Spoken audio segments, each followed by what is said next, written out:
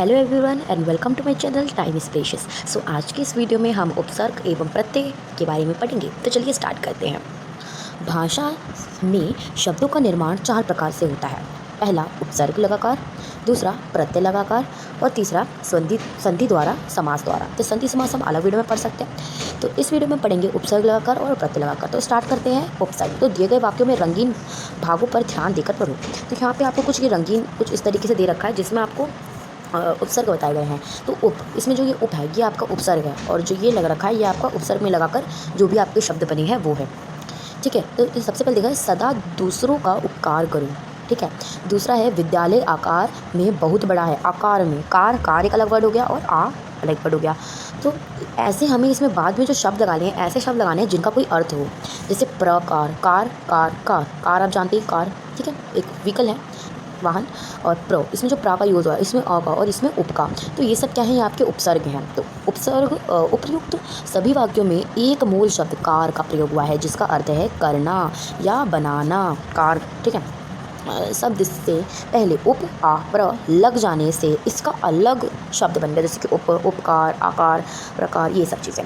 अब यहाँ पर आपको क्या दे रखी है डेफिनेशन दी गई है कि क्या होता है उपसर्ग की डेफिनेशन। तो उपसर्ग की डेफिनेशन अभी क्या हो सकती है ऐसे शब्दांश जो शब्दों से पहले जुड़कर उनके अर्थ को बदल देते हैं या उनके अर्थ में विशेषता ला देते हैं उन्हें उपसर्ग कहते हैं वह उपसर्ग कहलाते हैं। ठीक है। अब आगे चलते हैं क्या दे रखे हैं उपसर्ग के भेद। सबसे पहले हम विशेष पढ़ लेते हैं। ये आपका एक जैसे कि डिड यू नो होता है उसी तरीके से जो आपका बहुत इंपॉर्टेंट चीज़ है वो आपके यहाँ दी गई है। क्या दिया गया है उपसर्गों का अपना कोई अर्थ नहीं होता है अतः स्वतंत्र रूप से इनका प्रयोग नहीं किया जा सकता। देखो जैसे कि यहाँ पर आपको क्या दे रखा है आ अब तो इनका हम स्वतंत्र रूप से एक सेंटेंस में नहीं उपयोग कर सकते है ना। अब आगे बढ़ते हैं क्या दिया गया है। हिंदी में चार प्रकार के उपसर्गों का प्रयोग होता है जैसे संस्कृत के उपसर्ग हिंदी के उपसर्ग अरबी फारसी के उपसर्ग और उपसर्ग की तरह प्रयोग किए जाने वाले संस्कृत के कुछ अव्यय तो आपको पता ही अव्यय क्या होते हैं जो किसी भी सेंटेंस चाहे वो लिंग में वचन में किसी भी चीज़ में आकर उनका कोई भी मतलब वो चीज़ चेंज नहीं होती उन्हें कहते हैं हम उपसर्ग। जैसे कि मैंने बात की संस्कृत के उपसर्ग। तो उपसर्ग यहाँ पे कुछ उपसर्ग दिए गए हैं अर्थ दिया गया है जैसे कि अभाव अ का अर्थ होता है अभाव तक आ का है अप बुरा या हीन अब बिना नीचे। ठीक है। तो ये सब इसके अर्थ हैं। अब आगे देखते हैं तो अ में मैंने क्या मिला दिया ज्ञान। ठीक है। तो क्या बन गया ये अज्ञान। ये अगर हम इसका विच्छेद करें तो क्या बनेगा देखो अज्ञान। तो अज्ञान को अगर हम अलग करें तो अ प्लस में ज्ञान बन रहा है कि नहीं। तो अ और ज्ञान ये दोनों अलग हैं अलग है कि नहीं। ठीक है। अब आगे देखते हैं हम आ में मैंने मिला दिया आजीवन आमरण आजन्म। तो इस तरीके से आजीवन आमरण। ठीक है। आजन्म तो इस तरीके से तो अ का मतलब तक तो आजीवन तो जीवन तक आमरण मरण तक जन्म तक इस तरीके से आपका मतलब इसका मतलब बन जाता है। अब बुरा या हीन अब इसका मतलब अगर हम जिस भी वर्ड के सामने से लगाएंगे तो वो बुरा या हीन होगा। अपमान अपकार अपयश। ठीक है। ये सब अब बिना नीचे अब का मतलब अब का अर्थ क्या होगा बिना या नीचे अवगुण। ठीक है। अवनीति अवनति अवज्ञा इस तरीके से। अब आगे बढ़ते हैं संस्कृत के उपसर्ग में आगे आपको दे रखा है अभी सामने और इच्छा या और अभी का मतलब अभिलाषा अभिमान अभिमुख अति अधिक अतिरिक्त अत्याधिक अत्यंत अनु पीछे बाद में अनुमान अनुचर अनुगामी दुर बुरा कठिन दुर्गम दुर्जन दुरुपयोग। इसमें देखो दुर साउंड जो निकल रहा है आपका दुर्गम। तो अगर हम इसका दुर्गम ये जो आपका दुर्गम है देखिए मैं बता देती हूँ अगर ये आपका जो दुर्गम दे रखा है ठीक है दुर्गम अगर हम इसको अलग अलग करें ठीक है तो क्या बनेगा ये आपका अगर हम इसको अलग करें तो ये आपका बनेगा दुर प्लस में गम पट। अगर हम इसका पूरा संधि विच्छेद करें तो क्या बनेगा ये अलग से तो ये बनेगा द इस तरीके से प्लस में ओ प्लस में दू ये हो गया दू और रो। तो रो ये किसका साइन होता है इस तरीके से अगर उनसे बनाना चाहे तो ये बन जाएगा। ठीक है। दुर्गम फिर ग में ये आपका लग जाएगा हलंत फिर उसके बाद ग प्लस में प्लस में फिर इस तरीके से ग फिर लास्ट में माँ है। अगर आपके लास्ट में माँ में कुछ इस तरीके से लगा हुआ है आपका हलंत तो क्या हो जाएगा वो ऐसे ही लास्ट में रह जाएगा उसके साथ में कुछ भी आपका व्यंजन स्वर नहीं जुड़ेगा। ठीक है। अब आगे देखते हैं। समझ आ गया, दुर्गम दुर्जन, ठीक है। तो दुर में द, ये द हो गया, ये आपका र हो गया, फिर आपका बनेगा दुर्गम, ठीक है। अब नि रहित नीचे अधिक, निदेश निदेश निवारण निरोध, वि रहित विशेष अभाव, ये इसका मतलब अर्थ है वियोग विज्ञान विमुख। पता है कभी भी हम अगर इसमें हम कोई भी वाक्य शब्द लगाते हैं उपसर्ग में तो उस शब्द का भी मतलब होना चाहिए, जैसे योग ज्ञान मुख मुँह मतलब होता है। अब आ जाते हैं हम हिंदी के उपसर्ग में। तो हिंदी का उपसर्ग उपसर्ग है अध, अध मतलब आधा, अध खिला, अध पका, अध मरा, अध जला। अध मतलब आधा, ये जो भी चीज़ है खिला, अध खिला, अध खिला मतलब आधा खिला हुआ है। अध पका मतलब आधा पका हुआ है। अध मरा मतलब आधा मरा हुआ है। और आगे क्या होता है, अध जला, अध जला मीन्स आधा जला हुआ। अन अन अन का मतलब होता है निदेश या अभाव। अनजान अनजान, अनहोनी, अनपढ़, अनमोल। तो जान जान मतलब ये आपका कुछ अर्थ होगा, होनी पढ़ मोल, ठीक है। अब उन एक कम, 29 49 39 59। तो उन आप इसे लगा सकते हैं 29, ठीक है। 49 49 39 59 इस तरीके 59 60 59, ठीक है। नी मीन्स रहित, निडर निहत्ता निहत्ता, कम निकम्मा निठल्ला, इस तरीके से। भर भरा हुआ, भरसक भरपेट भरमार भरपूर।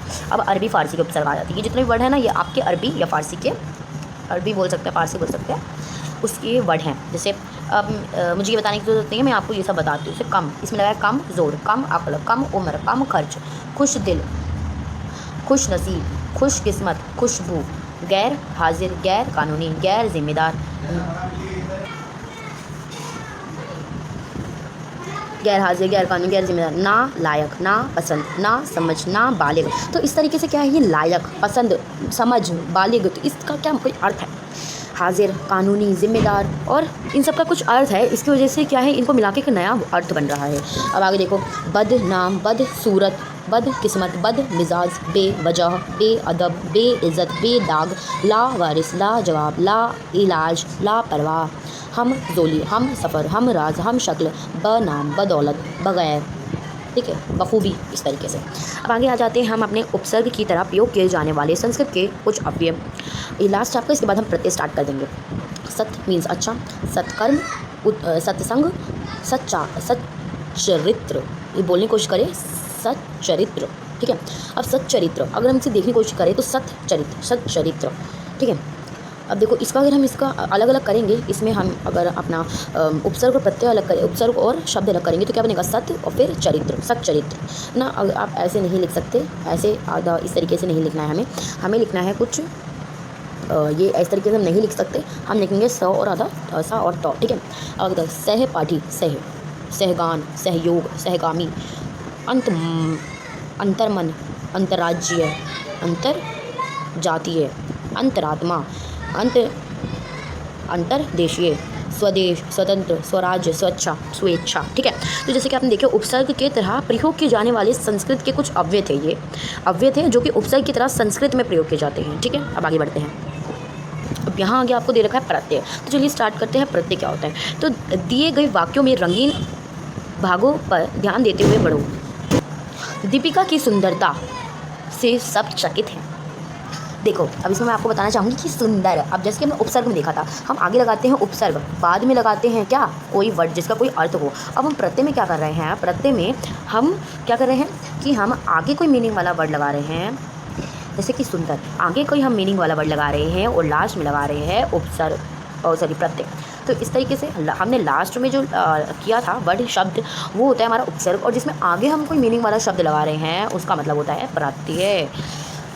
अब आगे बढ़ते हैं, क्या दिया गया है, दीपिका, दीपिका की सुंदरता से सब चकित हैं। तो इसमें तो आपका प्रत्यय है, इसमें भी ता आपका प्रत्यय, इसमें भी ता कुशलता, महानता, ठीक है।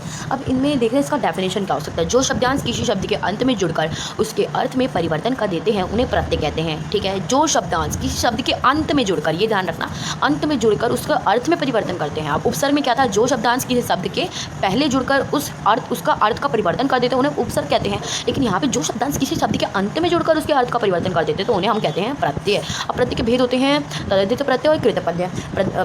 तो तद्धित प्रत्यय में क्या है, जो प्रत्यय संज्ञा, स्वर्णाम, विशेषण आदि के बाद लगाकर नए शब्द बनाते हैं उन्हें तद्धित प्रत्यय कहलाते हैं। जैसे कि बचपन, लिपिक, नमकीन, संज्ञा, स्वर्णाम, विशेषण आदि की बात रखते हैं।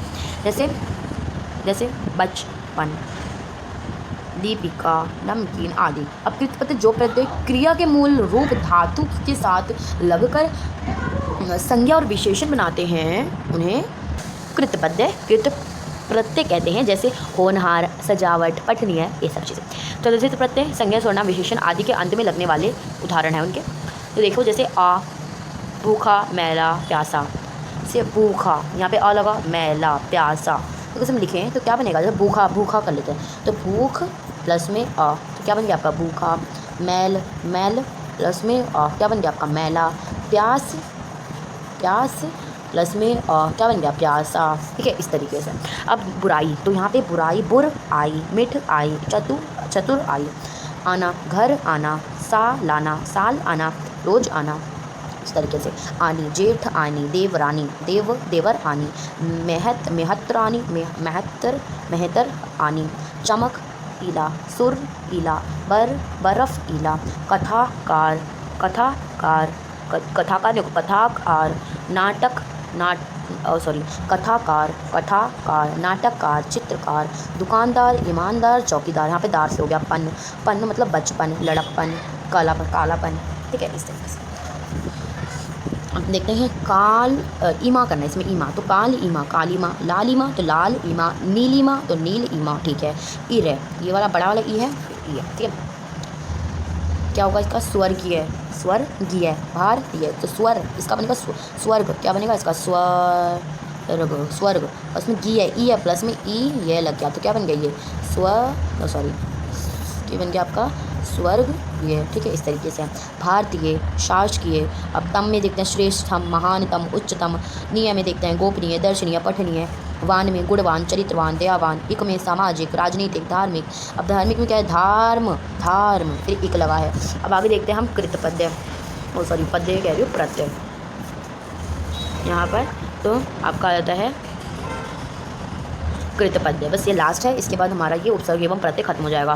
प्रत्यय, ठीक है। अक्कड़, पियक्कड़, घुमक्कड़, भुलक्कड़। आई, लिखाई, पढ़ाई, लड़ाई। आकू, पढ़ाकू, लड़ाकू। आऊ, कमाऊ, टिकाऊ, बिकाऊ। आन, मिलान, उड़ान, चलान, चालान। आव, बहाव, कटाव, बचाव। आवट, लिखावट, थकावट, बनावट। ई, हंसी, बोली, घुड़की, इस तरीके से। हंसी, बोली, घुड़की। कर, लिखकर, पढ़कर, सोकर। ता, डूबता, जाता, बहता। ना, टहलना, खाना, जाना। नी, करनी, भरनी, चटनी। वाई, सुनवाई, लगवाई, कटवाई। तो यहाँ पर अब हमने जो जाना है वो देख लेते हैं। अब हमने क्या जाना है, जो शब्दांश शब्दों के पहले लगकर अर्थ में परिवर्तन कर देते हैं वह उपसर्ग है, उन्हें उपसर्ग कहते हैं। हिंदी में 4 उपसर्ग होते हैं, संस्कृत के उपसर्ग, हिंदी के उपसर्ग, अरबी फारसी के उपसर्ग और उपसर्ग की तरह प्रयोग किए जाने वाले संस्कृत के अव्यय। जो शब्दांश शब्दों के बाद लगाकर अर्थ में परिवर्तन कर देते हैं उन्हें प्रत्यय कहते हैं। प्रत्यय मुख्यतः 2 प्रकार के हैं, तद्धित और कृतप्रत्यय। Thank you, bye bye.